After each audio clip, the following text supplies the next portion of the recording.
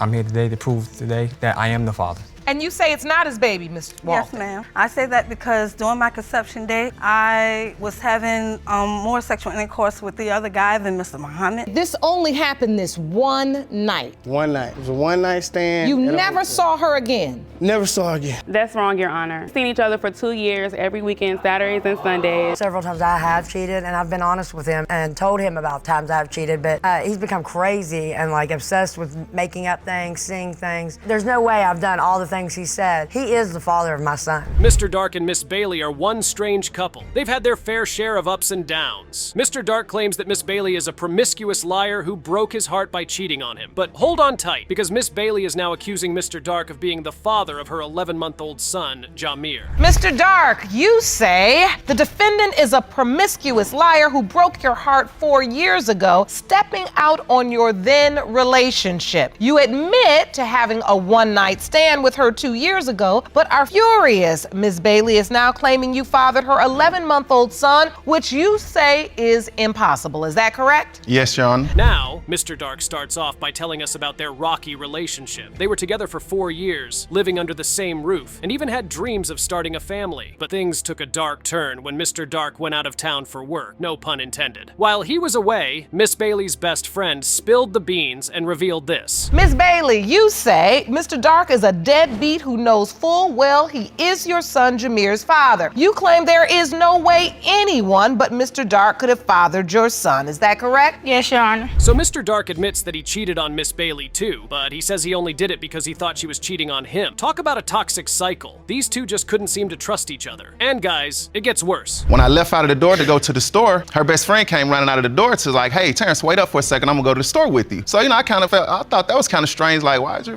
But anyway, we went on to the store. Well, while we was going to the store, her friend started to tell me a story. She was like, well, I just want to tell you something. She was like, well, the whole time that you was gone. That's right. Even after their breakup, Mr. Dark and Miss Bailey couldn't resist each other's charms. They kept hooking up every few months, even though they weren't together anymore. Now, I'm no relationship expert, but that doesn't sound like the best way to move on, does it? But hey, love makes us do crazy things, right? I tried to work it past for about approximately a year or so, but I just couldn't take it. I couldn't deal with it no more. And so how is it you came back together? Because Jamir is 11 months old, so that something else had to happen. Yes, ma'am. Yeah. We never stopped. We never stopped dealing with each other along the way. Even though we separated, we still occasionally seen each other every, Miss Bailey claims that Mr. Dark is baby Jimmy's only possible father, but Mr. Dark isn't convinced. He argues that the timeline just doesn't add up. According to his calculations, he and Miss Bailey weren't intimate until March, and Jamir was born in November. Something's fishy here. Really intimate was around in March. Yes. If Jamir's birth date is November 13, 2016, then that means the conception window would be February 17th to February 24th, 2016. right. And you said you all weren't intimate until March. Yes, ma'am. Right. To make matters even more complicated, Mr. Dark has a new girlfriend, Miss Bradley, who is pregnant with his child. This web is getting more tangled by the minute. Miss Bradley even questions the physical resemblance between Mr. Dark and baby Jamir. Question then is, were you intimate in February during the window of conception we outlined between February 17th to February 24th? No, ma'am. No. Both of you said no.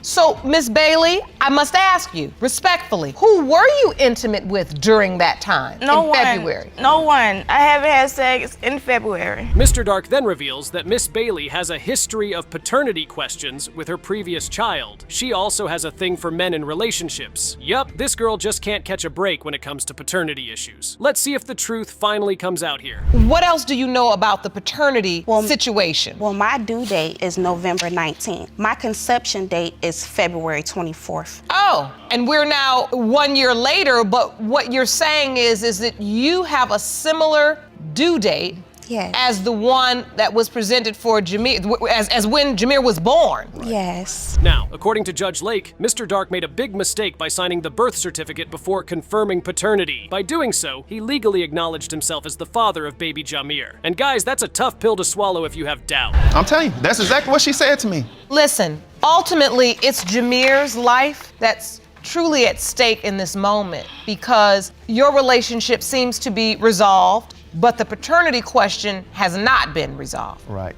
What are you hoping for, Miss Bailey? That he step up and that he do for my baby. Like, I don't understand.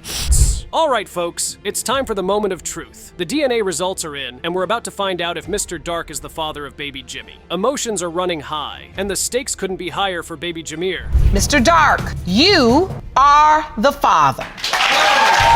You are the father.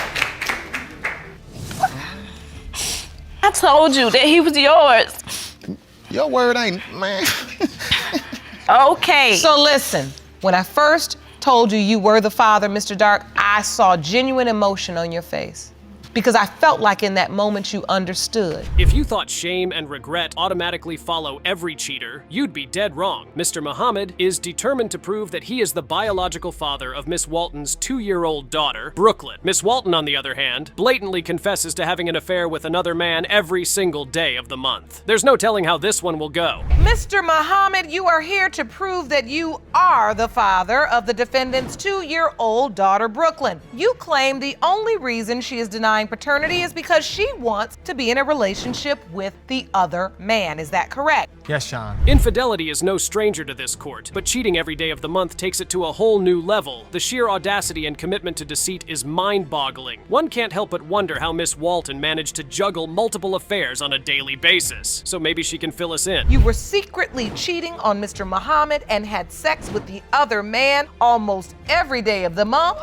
And there is no way Mr. Muhammad is Brooklyn's father. Is that correct? Yes, Your Honor. Well, that was enlightening. So according to Miss Walton, her affair was only in response to Mr. Muhammad's affair, a fact which Mr. Muhammad conveniently left out of his testimony. Turns out we have a messy one in our hands, folks. Let's hear Mr. Muhammad's rebuttal. They have an affair with another woman before he had moved in with me. And during that time, while he was having his affair, I was having my affair also. Oh, so you all were together but both having affairs? Yes. No. Well, baby, I wouldn't say we were together. No. I was I wasn't having no affair. We was together. She told me that this gentleman was her cousin. Things just got even more outrageous when we learned that Mr. Muhammad believed the other man was Miss Walton's cousin. Adding fuel to the fire, Miss Walton admits to having unprotected sex with both men during the window of conception. This revelation turns the paternity question into a real puzzle. With two potential fathers in the picture, it's a race against time to uncover the truth. Sneak around with the other guy behind Mr. Muhammad's back. Well, what happens is we was sneaking off to the hotel and having our, relations there. And where were you supposed to be? Where did you tell Mr. Muhammad you were? Work. I told him I was at work. All right. She ain't at work. She ain't at work. I did work because during my pregnancy I was working 2 jobs, so Mr. Muhammad wouldn't even help me with anything. She's cheating, Your Honor. While she thinks she at work, she's cheating. Mr. Muhammad stumbled upon a text message from Miss Walton to the other man, revealing her missed period. He should have probably stopped snooping around at that point because he also found out that Miss Walton and her so-called cousin were having a full relationship behind his back. That was the moment that set the stage for this courtroom showdown. So you had no idea. I had no idea about this man. Like I said, she told me in the beginning that was a cousin. I ain't thinking nothing of it. I'm thinking it's a family member. So can you tell me how you found out about the man at all? Just start from the beginning. You stop having sex with me. Your Honor, I know when you start having sex with me, it's a problem there. Mr. Muhammad passionately insists that he is Brooklyn's father. He points to their shared features and emphasizes his commitment to being a responsible parent. On the other hand, Miss Walton maintains her stance, insisting that the other man is the biological father due to the frequency of their encounters during the window of conception. We want to know about the window of conception. I know the date. The date was February 21st in my mama's house, in the bathroom. We was in the mood. She was in the mood. She go to the bathroom. I go to the bathroom after. That's the date that we have. Brooklyn. The DNA test results are in. These two have been going back and forth the whole time, but it's finally time to shut up and learn the truth. And guys, the outcome is nothing short of a bombshell. Here's how it went down. Mr. Muhammad, you are the father. Yes. I told you. I know what I'm talking about. I know what I'm talking about, baby. I know what I'm talking about. I know what I'm talking about. I know what I'm talking about. I know what I'm talking about. You hear me? I know what I'm talking about. Right now, you have 2 children together. Let's stop making this a fight. Do you understand? Yeah. Like we said, this court is no stranger to infidelity. On that note, meet Ms. Lima, who found herself in a sticky situation after having an affair with Mr. Anderson, a married man. Buckle up, folks, because we're about to witness a roller coaster of emotion. Ms. Lima, you admit to making a huge mistake and hope it doesn't affect your baby Christina. You had an affair with Mr. Anderson, who is married, and believe he's your daughter's father. Yes, Your Honor. Now, Mr. Anderson claims to love his wife and family, but he made a terrible mistake during a heated argument. Instead of working things out, he decided to cheat on his wife. That's a unique way of dealing with things. So, Ms. Lima, tell us how you got yourself into this mess. Yes, Your Honor. It all started from a Facebook message when Mr. Anderson was messaging me on Facebook. So we started being friends online for about 1.5 years. Then out of the blue one day, he called me and said, let's go out for dinner. So I was like, okay, well, I'm not doing anything, so why not? Hold on tight, because things are about to get even messier. Mr. Anderson claims that he only cheated with Ms. Lima once, but that was debunked almost immediately. Ms. Lima reveals that she went to Mr. Anderson's house multiple times and even had the audacity to describe the furniture to his wife. Assertion that this went on, she told your wife she was your girlfriend for a year. Well, That's not one night. Was it one night or was it a year? it was one night. I haven't heard from her in months. And then she come telling me that, she's pregnant, she having a baby, and she says mine, she wanted to be my baby and all that type of stuff. I told her. So apparently, there's yet another man in the picture, Mr. Scott. He claims to have been involved with Ms. Lima at the same time she was seeing Mr. Anderson. It's a love triangle, guys. Or is it a love square? And things only got more interesting from there. Well, if she's looking for a cash out, you gave her the directions because you led her right to your treasure, and that's your family. You did. Yeah. So you become pregnant. Yes. What a bombshell. Mr. Scott reveals that Ms. Lima told him about Mr. Anderson and the possibility that he could be the father of her child. As the court proceedings continue, tensions rise between Mr. Anderson and his devastated wife. Very difficult testimony. I know that was hard for you to hear. Yes, it was, Your Honor. Has the testimony you heard today been different from the understanding you've had? Yes, Your Honor. Please explain. Once we messaged each other, I asked her for her phone number because I want to talk on the phone. You understand? And when she was telling me the things that she was telling me. The jury is still out on this couple's future, but the DNA test results are in. The courtroom is buzzing with anticipation as Judge Lake receives the envelope. It's time for the moment of truth. Will it be Mr. Anderson, Mr. Scott, or someone else entirely? Mr. Scott, you are not her father. Mr. Anderson. Yes, Your Honor. You are not her father. Oh my God. There can't be. Oh my God. Mr. McCormick thought he found the perfect woman until he discovered she was a serial cheater on a rampage. Ms. Ball, the woman in question, admits to her past infidelities but is positive that Mr. McCormick is the father of her son. Mr. McCormick, you say you thought you found the perfect woman until you discovered the love of your life with just a serial cheater on a rampage. You say Ms. Ball is a shameless adulteress and there is no way you are her son Gavin's father. Is that correct? Yes, Your Honor. So, our story begins at a party where Mr. McCormick and Ms. Ball first laid eyes on each other. It was love at first sight, or so they thought. They started dating, and everything seemed perfect. They played sports together, bonded with each other's families, and even Mr. McCormick's daughter liked Ms. Ball. But it all went down the drain when he found out that Ms. Ball had a secret life as a serial cheater. And you intend to prove paternity today, is that correct? Yes, Your Honor. So, Mr. McCormick, what do you mean she's a serial cheater? Well, Your Honor, I found text messages. I've seen her getting in strange vehicles. That's not true. I've seen videos. What haven't I found? There's no way that I could be this child's father. I'm starting to become numb to all this. It's getting old. Mr. McCormick started noticing some strange behavior from Ms. Ball. She would get into strange vehicles, receive suspicious text messages, and even send some scandalous pictures. Red flags were flying everywhere, but Ms. Ball had an excuse for everything. The nature of your relationship, how did it begin? We saw each other at a party, and when I first saw him, I was physically attracted to him. And so I started talking to him. I asked him if he wanted to hang out, and I said, where can we hang out? And he said, you can go to my house with me. And we've been together ever since. Check out the evidence Mr. McCormick brought to the court. He had it all. He had pictures of Ms. Ball getting into strange trucks, videos of her engaging in questionable conversations, and even some scandalous text messages. This man was on a mission to catch a serial cheater. And as you can see, he wasn't holding back. And you believe she was cheating? She was, what else would you be doing? Why else would she lie about it? And she was acting fishy before she took off. That's the reason I'd followed her. All right. And then what is next on this exhibit? Well, and I saw her getting to another truck. I guess she just likes trucks. I like trucks. She's a trucker. She says she likes trucks. I guess she does. Ms. Ball actually admitted to cheating, not once, but multiple times. She came clean about her past infidelities, but she insisted that Mr. McCormick was the father of her son. She even brought up the dates and the doctor's estimation to prove her point. Something shady was going on. He heard a butt down. You know, it goes. She's a beast. That's me having sex. Yes, he's crazy.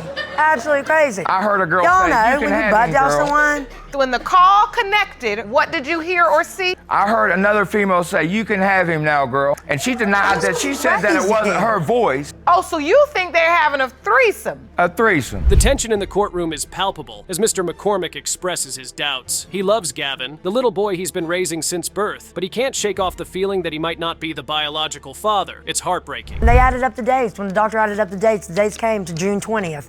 I had not messed around since May, and I mean honestly, I'm over June 20th. I hadn't messed around since like May 2nd, and we moved in together. And now she's a mathematician. Gavin, the adorable little boy caught in the middle of this mess, deserves to know the truth and to have a stable and loving family. His parents obviously have their faults, but he is innocent in all of this. The stakes are high, and the truth needs to come out. It's time for the DNA results. Mr. McCormick. Yes, Your Honor. You are the father. Well, I'm glad, Your Honor. I'm glad. Well, now we can move forward. Stop the accusations. Let's move forward and raise this little boy. I've made mistakes, I've grown from them, and I'm not gonna create the same mess that I just got done cleaning up.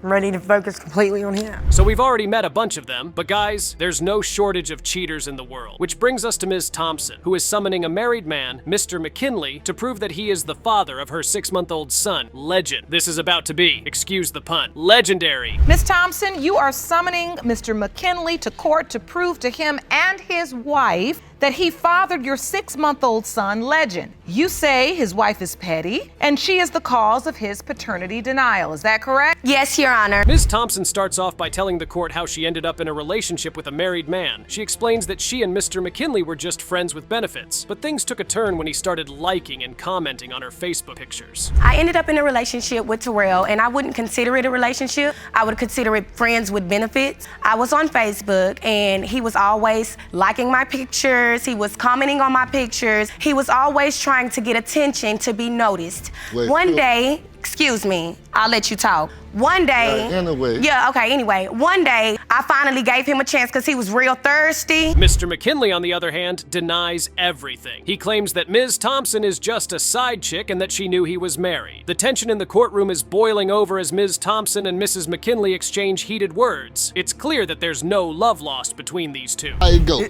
From my knowledge, I post a picture of me leaving the studio. Ms. Thompson got in my DM, "When you gonna bring me to the studio?" I said, "Well, I don't know. Do you rap?" She like, "Yeah, she can't even rap. I said, "Well, okay. He can barely talk. I live there and bring you today." You know what? So look, lay it on No, that I day. don't. Ms. Thompson claims that Mr. McKinley took her to meet his entire family in New Orleans. Wait, what? This just got even messier. She even went swimming with them, but Mr. McKinley has a different story to tell. He says that he only took her to New Orleans because she was homeless and needed somewhere to go.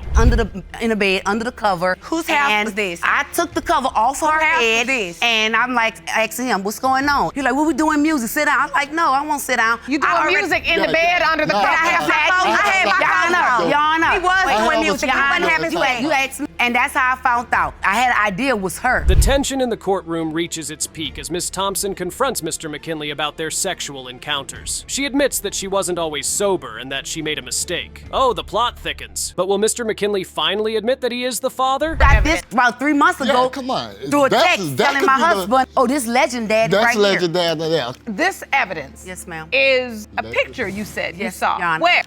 She sent it She sent it to me. Terrell's phone. She It's sent still it in to his me. phone. Mad. As a matter of fact, it's still in her phone. Yeah, in his mad. phone. So you got a text, and it was this picture, and the caption was Saying Legend's Legend's real real father. Yes, Goodbye. yeah, Goodbye. It's time for the moment of truth, folks. The DNA results are in, and Judge Lake is about to reveal the truth. Will Mr. McKinley step up and be the father he needs to be? Or will Ms. Thompson have to continue her search for Legend's biological father? Mr. McKinley, you are the father.